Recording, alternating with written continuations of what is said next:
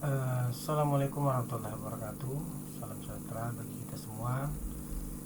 Yang saya hormati Bapak Ibu dosen pengampu mata kuliah Hukum Humanitar Internasional serta teman-teman mahasiswa yang saya banggakan.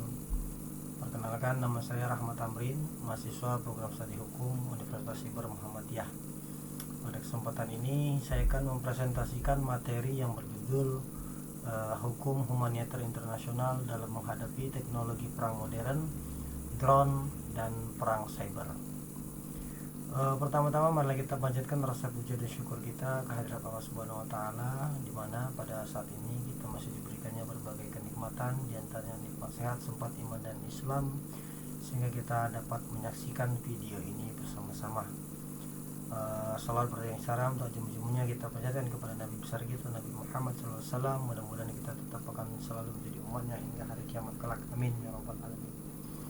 Bapak dan Ibu dosen yang saya hormati, sejak dahulu hingga sekarang perang selalu menjadi bagian dari sejarah kehidupan manusia. Berbagai konflik bersenjata telah terjadi di berbagai belahan dunia, mulai dari perang antar negara, perang saudara, kemudian konflik yang melibatkan kelompok bersenjata non-negara. Dampak dari peperangan tidak hanya dirasakan oleh pihak yang bertempur, tetapi juga oleh masyarakat sipil yang sering kali menjadi korban. Nah, dalam perkembangan sejarah, cara berperang mengalami perubahan yang sangat signifikan. Jika pada masa lalu peperangan lebih banyak menggunakan senjata konvensional seperti pedang, tombak, panah, meriam, atau tank baja, maka pada era modern peperangan telah berkembang dengan memanfaatkan teknologi yang sangat canggih. Saat ini dunia mengenal penggunaan drone tempur yang sering dilakukan oleh negara-negara yang adidaya. Sistem senjata yang dikendalikan dari jarak jauh, kecerdasan buatan dan intelligence atau AI, satelit militer, hingga serangan cyber yang mampu melumpuhkan sistem pertahanan, jaringan listrik, bahkan rumah sakit, perbankan, juga infrastruktur penting suatu negara tanpa harus mengirimkan satu orang tentara pun ke medan perang. Perubahan ini menunjukkan bahwa peperangan tidak lagi terbatas pada wilayah darat, laut, dan udara, tetapi juga telah memasuki ruang digital atau cyberspace. Kondisi inilah yang menghadirkan tantangan baru bagi hukum internasional, khususnya hukum humanitar internasional. Di dalam hukum internasional atau hukum humanitar internasional pada dasarnya disusun untuk mengurangi penderitaan manusia atau rakyat akibat perang tersebut.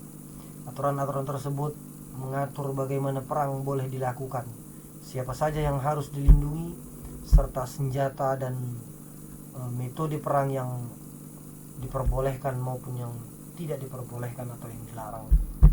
Namun muncul pertanyaan yang sangat penting. Apakah aturan-aturan yang disusun puluhan tahun yang lalu masih mampu menjawab perkembangan teknologi perang saat ini? Atau apakah penggunaan drone bersenjata yang dikendalikan dari ribuan kilometer tetap tunduk pada prinsip-prinsip hukum humanitar internasional?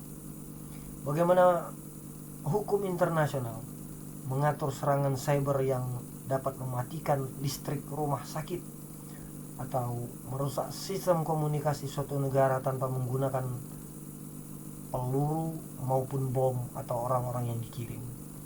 Nah, pertanyaan-pertanyaan tersebut menjadi sangat relevan karena perkembangan teknologi berlangsung jauh lebih cepat dibandingkan perkembangan aturan hukumnya. Bapak dan Ibu dosen yang saya hormati, dalam beberapa tahun terakhir dunia menyaksikan meningkatnya penggunaan drone dalam berbagai konflik bersenjata seperti yang dilakukan oleh Amerika, Rusia, Israel, dan negara-negara yang berkonflik saat ini. Teknologi ini dinilai mampu meningkatkan efektivitas operasi militer serta mengurangi risiko bagi prajurit yang menjalankannya atau mengurangi gugurnya para pahlawan yang berperang dalam negara mereka.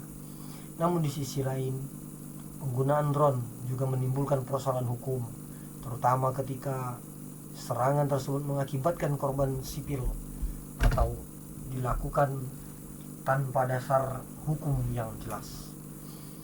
Selain itu, serangan cyber juga menjadi ancaman baru yang sangat serius.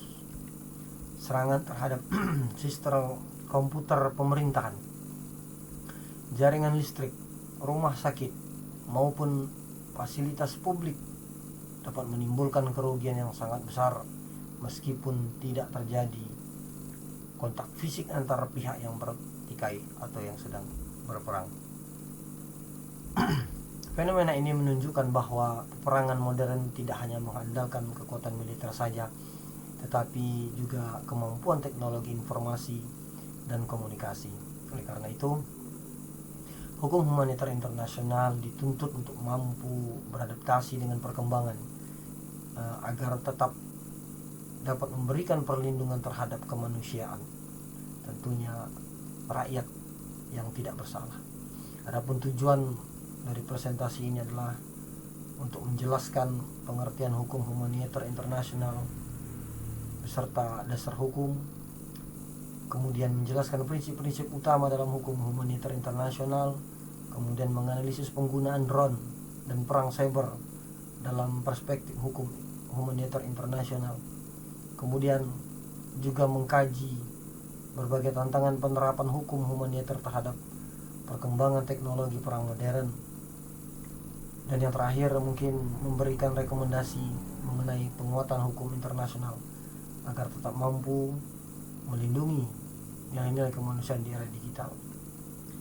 Nah, melalui presentasi ini saya berharap kita dapat memahami bahwa kemajuan teknologi memang memberikan banyak manfaat dalam berbagai bidang, termasuk bidang pertahanan.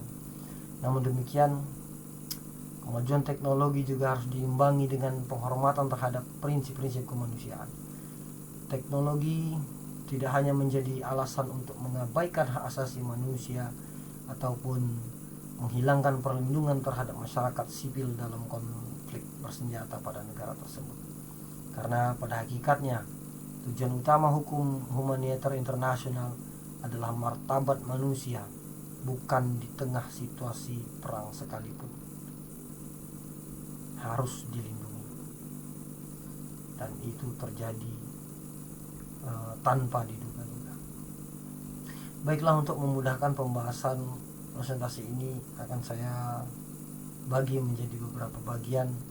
Yang pertama, saya akan menjelaskan mengenai pengertian hukum humaniter internasional, kemudian dasar hukum, kemudian perkembangan teknologi perang modern, lalu analisis penggunaan drone dan perang cyber, kemudian tantangan dan peluang penerapan hukum humaniter internasional di era modern, dan terakhir mungkin saya akan menyampaikan kesimpulan beserta rekomendasi.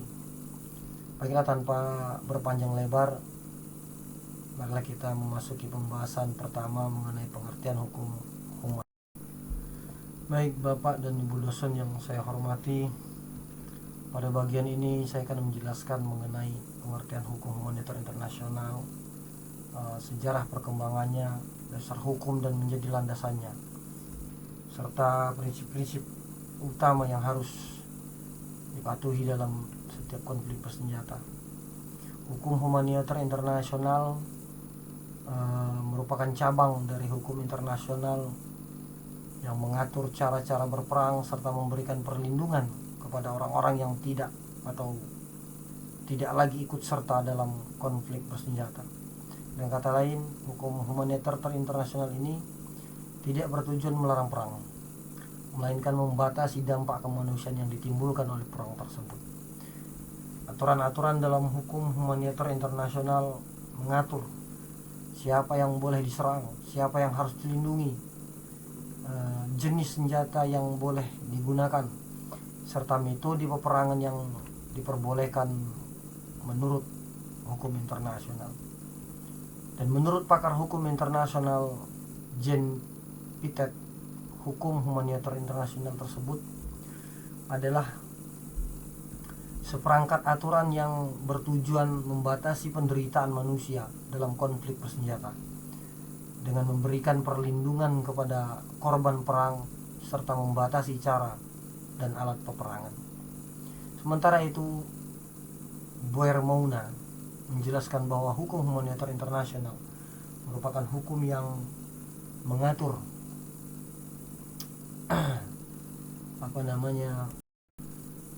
perlindungan terhadap manusia selama berlangsungnya konflik tersebut, baik konflik internasional maupun konflik non internasional. Nah, dari pengertian tersebut dapat dipahami bahwa inti dari hukum humanitar internasional adalah menjaga nilai-nilai kemanusiaan bahkan ketika perang sekalipun tetap harus dijaga.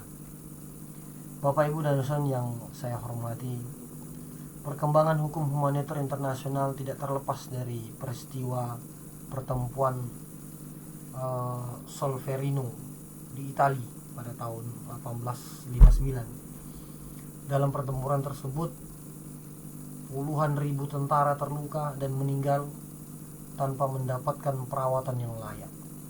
Peristiwa itu disaksikan langsung oleh seorang warga Swiss bernama Henry Donan. Ia merasa prihatin melihat banyaknya korban yang dibiarkan begitu saja di medan perang tanpa bantuan medis. Pengalaman tersebut kemudian ia tuliskan dalam sebuah buku berjudul A Memory of Solferino. Buku itu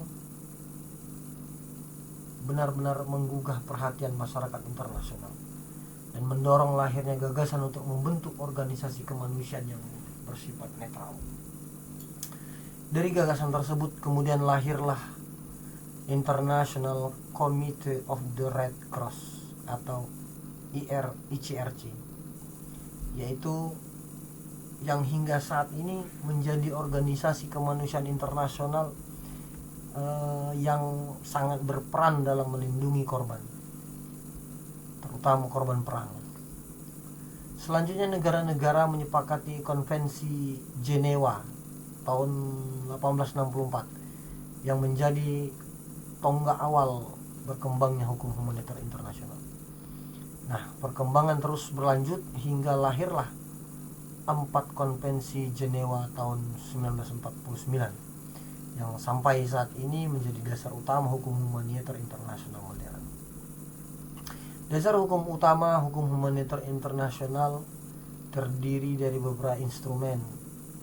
Di antaranya yang pertama itu ada 4 Konvensi Jenewa tahun 1949, di mana konvensi pertama tersebut mengatur perlindungan terhadap anggota angkatan bersenjata yang terluka dan sakit di medan perang. Konvensi yang kedua mengatur perlindungan terhadap korban yang berada di laut. Yang pertama tadi yang di darat, dan yang kedua di laut. Kemudian yang ketiga mengatur perlindungan terhadap tawanan perang.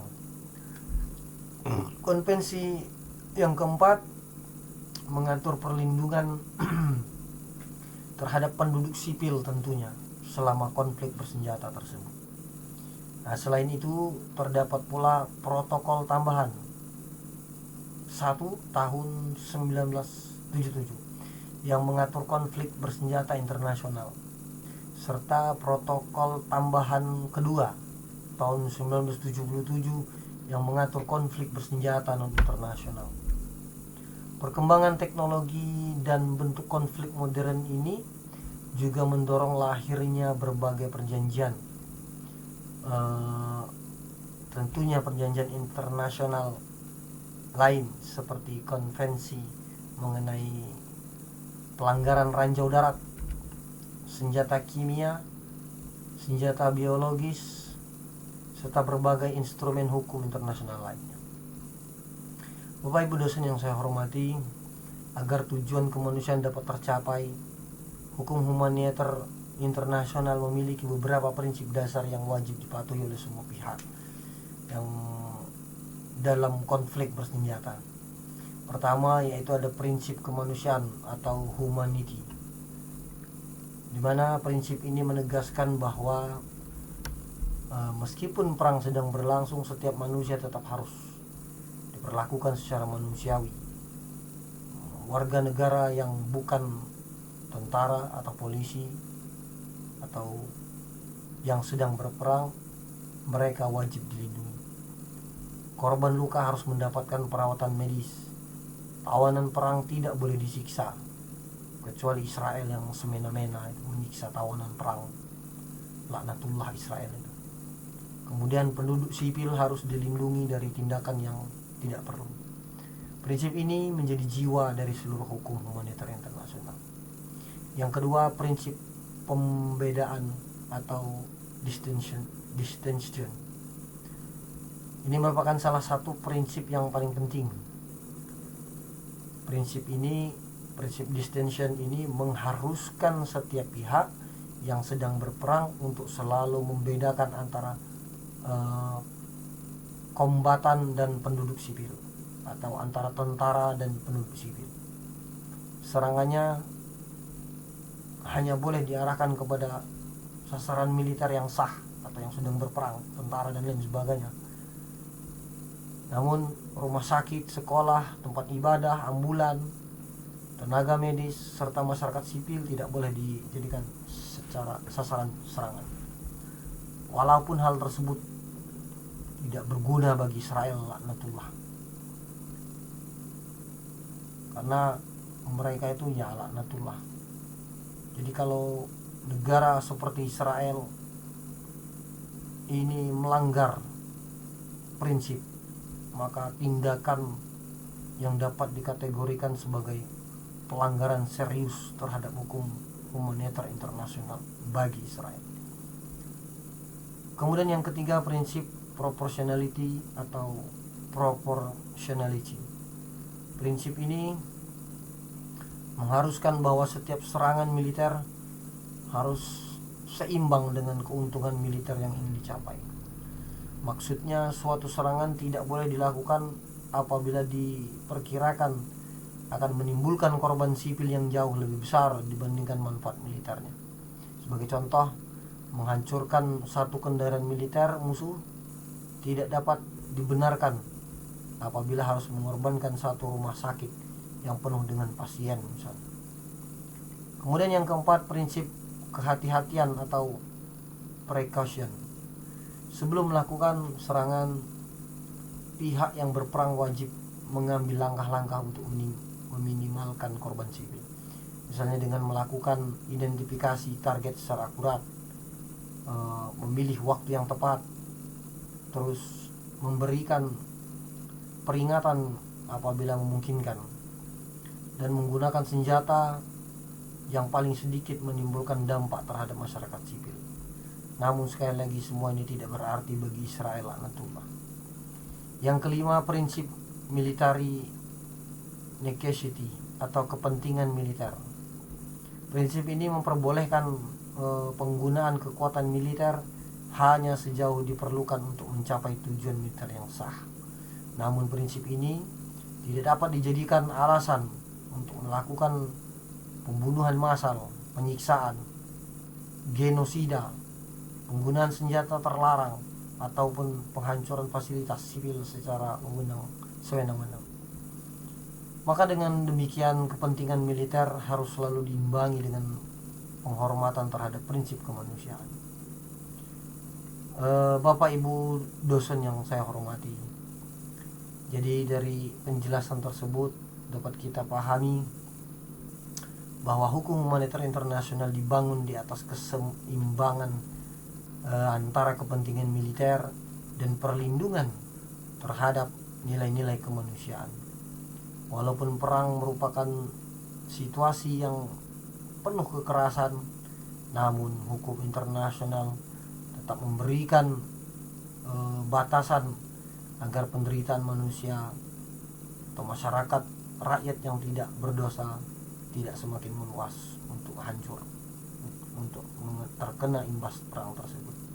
Namun demikian, perkembangan teknologi peperangan pada era modern menghadirkan tantangan baru. Munculnya drone tempur, kecerdasan buatan, dan perang cyber menimbulkan pertanyaan mengenai bagaimana prinsip-prinsip hukum humanitar internasional dapat diterapkan dalam bentuk peperangan yang semakin canggih. Oleh karena itu, pada bagian berikutnya saya akan membahas mengenai teknologi perang modern, penggunaan drone dan perang cyber, serta analisis hukumnya berdasarkan hukum humanitar internasional. Bapak Ibu dosen yang saya hormati, setelah kita memahami pengertian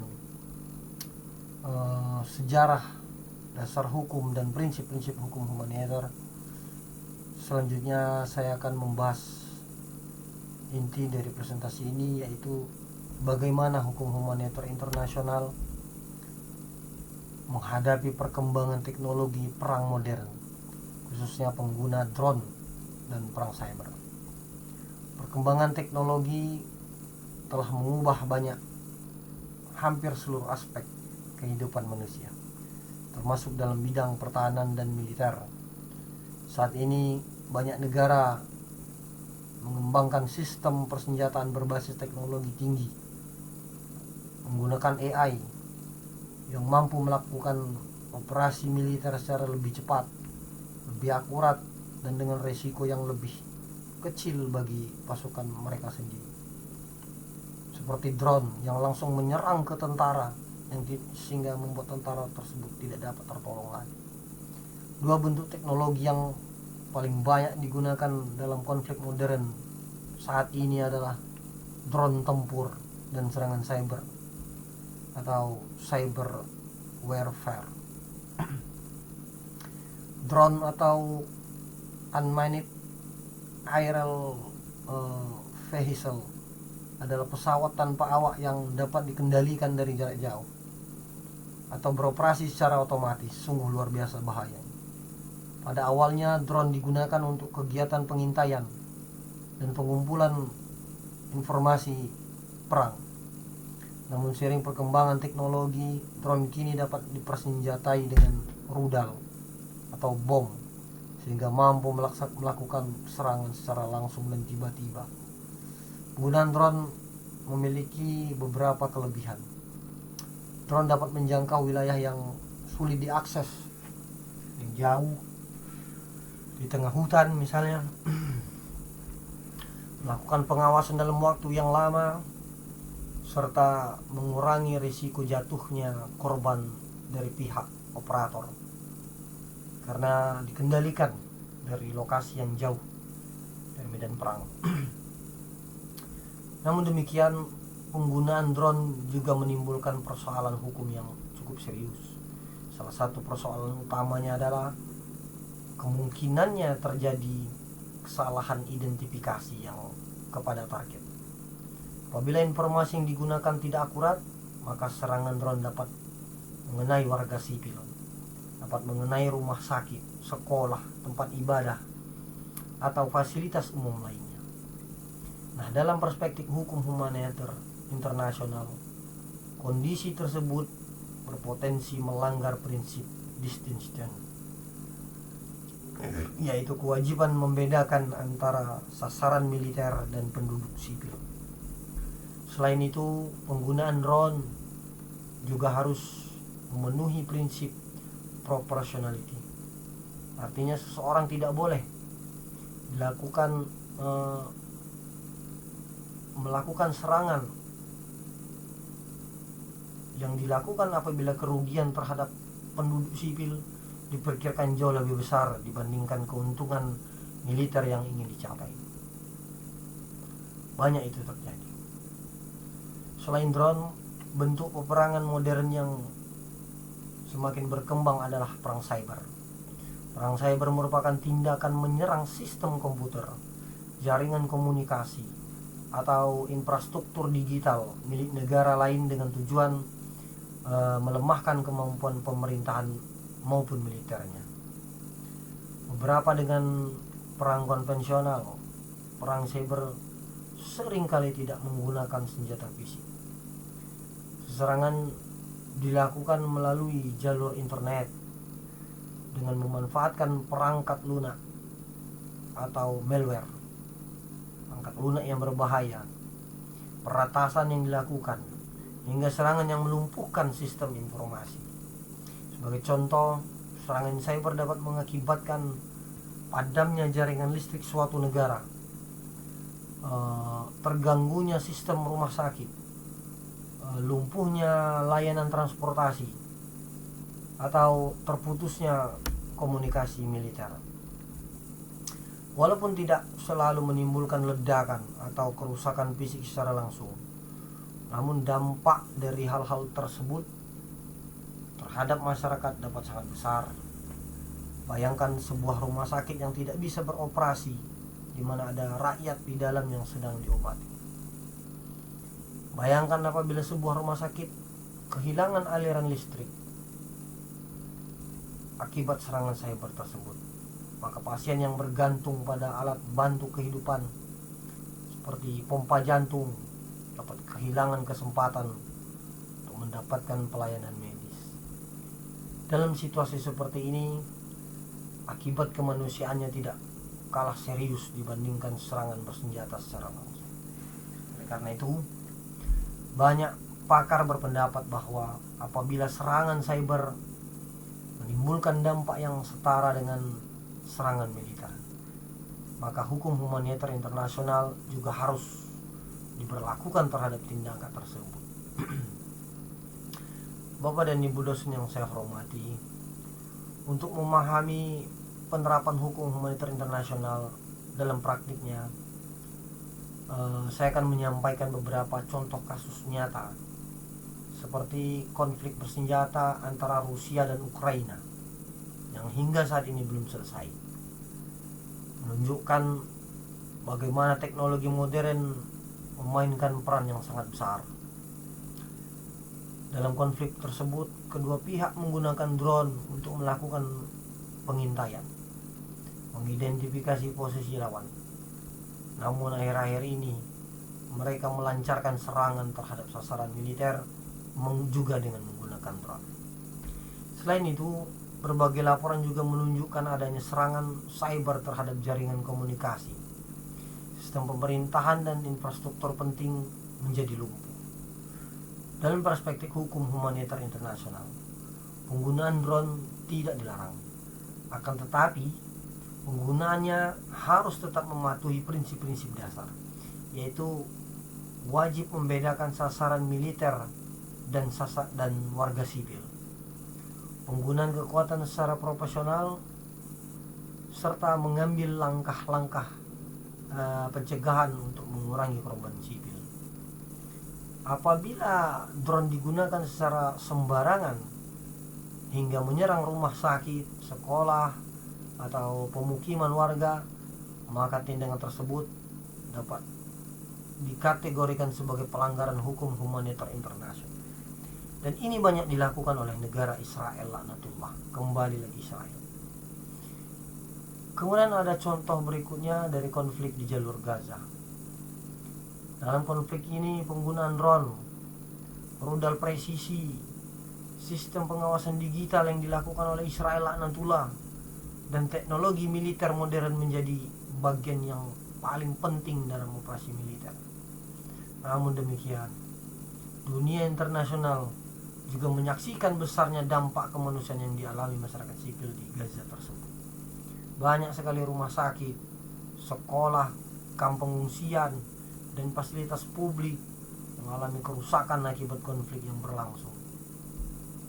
Keadaan tersebut memunculkan perbedaan mengenai apakah prinsip distinction, proportionality, dan precaution telah diterapkan secara optimal oleh para pihak yang bertikai, terkhusus untuk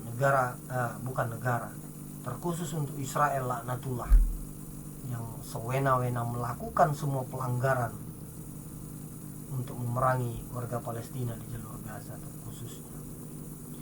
Hukum humanitar internasional mengharuskan setiap pihak untuk selalu melindungi penduduk sipil dan menghindari serangan yang menimbulkan penderitaan yang berlebihan, bahkan kematian. Karena itu setiap dugaan pelanggaran harus diselidiki secara independen sesuai mekanisme hukum internasional yang saat ini berlaku, namun tidak berlaku bagi Israel laknatullah. Bapak dan Ibu dosen yang saya hormati, perkembangan teknologi perang modern saat ini membawa sejumlah tantangan bagi hukum humaniter internasional. Yang pertama, sulitnya menentukan siapa yang bertanggung jawab atas suatu serangan cyber. Karena tidak seperti serangan konvensional, identitas pelaku dalam perang cyber seringkali sulit dibuktikan karena mereka sangat lihai dalam memainkan teknologi tersebut.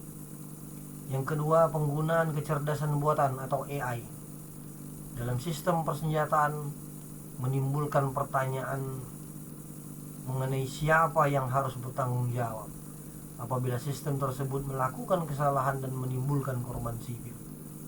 Targetnya misalnya adalah para tentara yang sedang berperang, namun karena error AI-nya menjalar ke rumah sakit, ke rumah sekolah, ke penduduk atau yang lain sebagainya, maka siapa yang harus bertanggung jawab? Yang ketiga, perkembangan teknologi berlangsung lebih cepat dibandingkan pembentukan hukum internasional. Akibatnya sering muncul kekosongan pengaturan terhadap teknologi baru. Yang keempat, konflik modern banyak melibatkan aktor non-negara seperti kelompok bersenjata atau organisasi tertentu, sehingga penerapan hukum humaniter internasional menjadi lebih kompleks. Di balik tantangan tersebut, perkembangan teknologi juga memberikan peluang yang besar. Drone dapat digunakan untuk misi kemanusiaan misalnya, seperti mengirimkan obat-obatan, makanan, atau bantuan darurat ke daerah yang sulit dijangkau, ke hutan-hutan besar. Teknologi satelit dapat membantu memantau pelanggaran hukum humaniter internasional secara lebih akurat. Dari satelit dapat dilihat kekejaman Israel kepada warga negara Palestina. Kemudian kecerdasan buatan atau AI juga dapat dimanfaatkan untuk mengidentifikasi risiko terhadap masyarakat sipil sebelum operasi militer dilakukan. Artinya dengan AI tersebut dapat diketahui ada banyak masyarakat yang belum pindah misalnya dari tempat peperangan tersebut. Maka dengan demikian teknologi tidak selalu menjadi ancaman apabila digunakan secara bertanggung jawab dan sesuai dengan prinsip-prinsip hukum humaniter. Teknologi justru dapat memperkuat perlindungan terhadap kemanusiaan. Bapak Ibu dosen yang saya hormati, dari pembahasan tersebut dapat kita pahami bahwa perkembangan teknologi perang modern telah mengubah cara negara melaksanakan peperangan militer. Namun satu hal yang tidak boleh berubah adalah komitmen terhadap nilai-nilai kemanusiaan. Drone, perang cyber, maupun teknologi kecerdasan buatan bukanlah sesuatu yang dilarang oleh hukum humaniter internasional. Yang menjadi perhatian adalah bagaimana teknologi tersebut digunakan justru untuk kemanusiaan.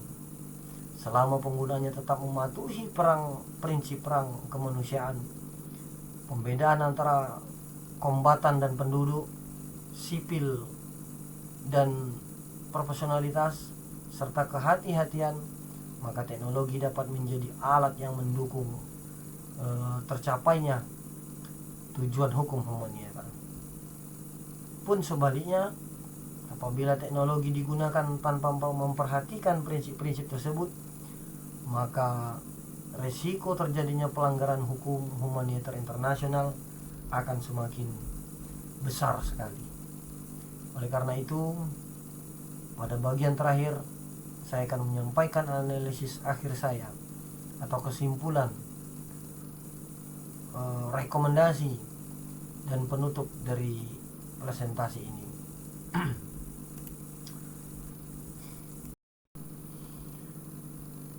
Bapak Ibu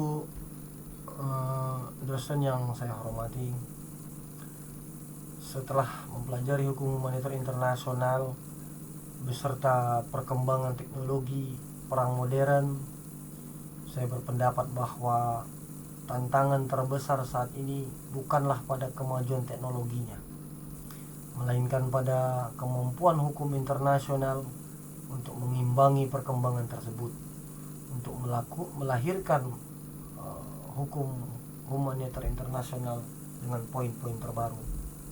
Nah, dasarnya hukum humanitar internasional lahir dengan tujuan yang sangat mulia, yaitu mengurangi penderitaan manusia dalam konflik bersenjata. Nilai-nilai kemanusiaan yang terkadang di dalamnya bersifat universal dan tetap relevan hingga saat ini. Namun bentuk peperangan yang telah berubah secara drastis ini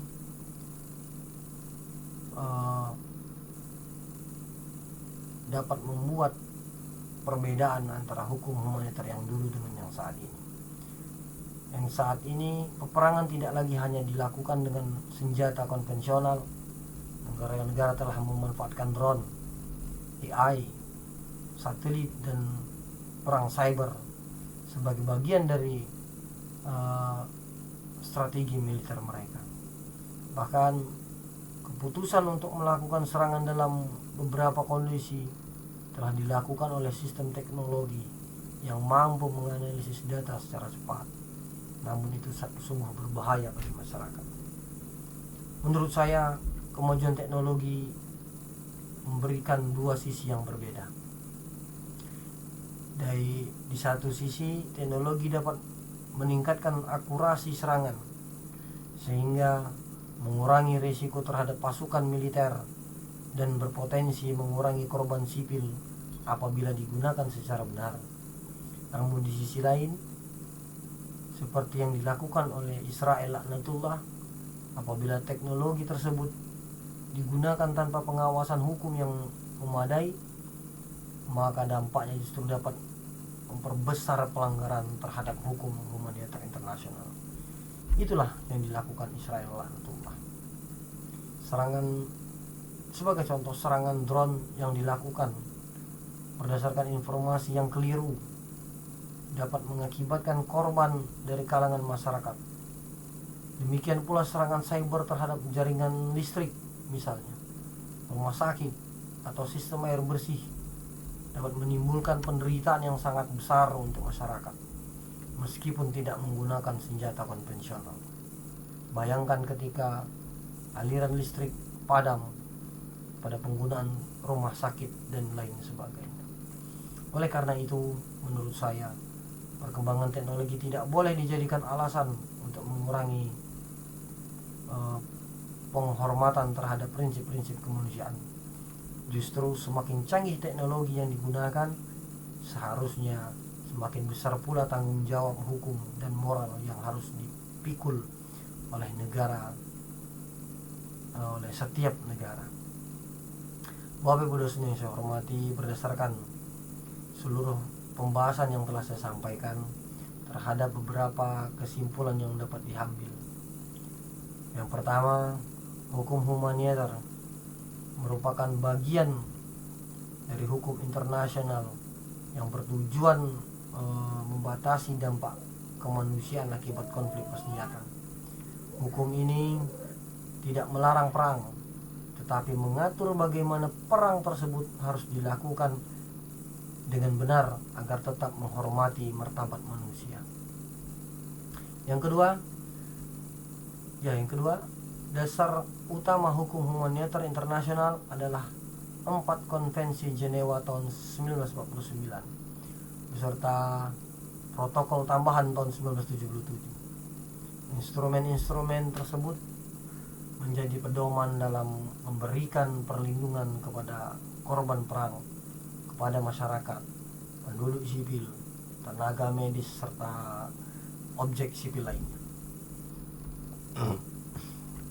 Yang ketiga, prinsip-prinsip dasar seperti prinsip kemanusiaan, prinsip pembedaan, apalagi prinsip proporsionalitas, prinsip kehati-hatian dan kepentingan militer harus tetap diterapkan.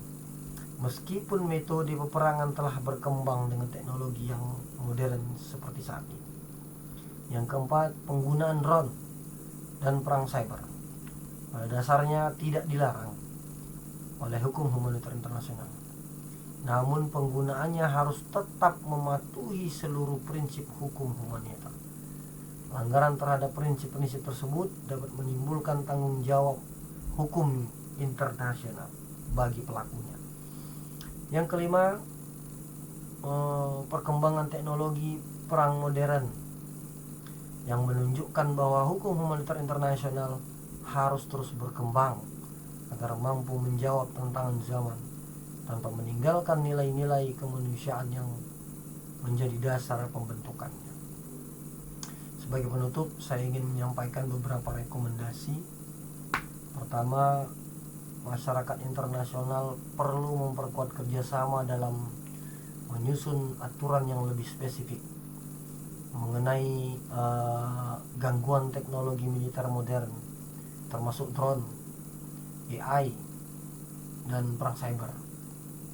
Yang kedua, setiap negara harus memastikan bahwa penggunaan teknologi militer selalu disertai mekanisme pengawasan, kemudian akuntabilitas dan evaluasi agar tidak menimbulkan pelanggaran terhadap hukum humanitar. Yang ketiga yaitu organisasi internasional seperti Komite Internasional Palang Merah atau ICRC,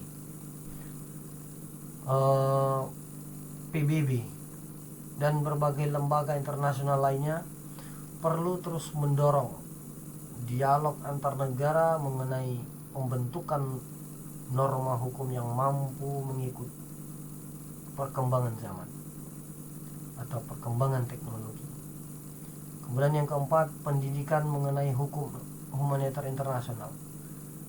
Hukum ini perlu terus ditingkatkan, baik di lingkungan militer, perguruan tinggi, maupun masyarakat luas. Dengan peningkatannya pemahaman terhadap hukum humanitar ini, diharapkan penghormatan terhadap nilai-nilai kemanusiaan juga akan semakin kuat. Bapak Ibu yang dosen yang saya hormati, sebagai penutup saya ingin menegaskan bahwa kemajuan teknologi merupakan sesuatu yang tidak dapat dihindari. Perkembangan tersebut akan terus berlangsung dan bahkan semakin cepat di masa yang akan datang. Namun secanggih apapun teknologi yang diciptakan manusia, nilai kemanusiaan harus tetap menjadi prioritas utama. Hukum humanitar internasional mengajarkan kepada kita bahwa bahkan dalam situasi perang sekalipun terdapat batasan-batasan yang tidak boleh dilanggar. Perlindungan terhadap penduduk sipil, tenaga medis, anak-anak, perempuan, serta mereka yang tidak lagi ikut bertempur merupakan bentuk penghormatan terhadap martabat manusia. Karena itu, keberhasilan suatu negara dalam peperangan seharusnya tidak hanya diukur dari kemenangan militernya saja, tetapi juga dari kemampuannya menjaga nilai-nilai kemanusiaan sesuai dengan ketentuan hukum humanitar internasional. Semoga perkembangan teknologi di masa depan dapat dimanfaatkan menciptakan perdamaian, memperkuat kerjasama antar negara, dan memberikan perlindungan yang lebih baik bagi seluruh umat manusia. Demikian presentasi yang dapat saya sampaikan mengenai hukum humanitar internasional dalam menghadapi teknologi perang modern, drone, dan perang cyber. Saya menyadari ada kekurangan, oleh karena itu saya sangat mengharapkan kritik dan saran membangun sebagai bahan pembelajaran dan perbaikan di masa yang akan datang. Terima kasih atas perhatian Bapak Ibu dan teman-teman sekalian. Apabila terdapat pertanyaan, ditunda dulu, ataupun masukan, boleh, saya akan dengan senang hati menerimanya. Demikian yang dapat saya sampaikan. Nun wa qalamun wa mayasturun wa fastabiqu khairat. Assalamualaikum warahmatullahi wabarakatuh.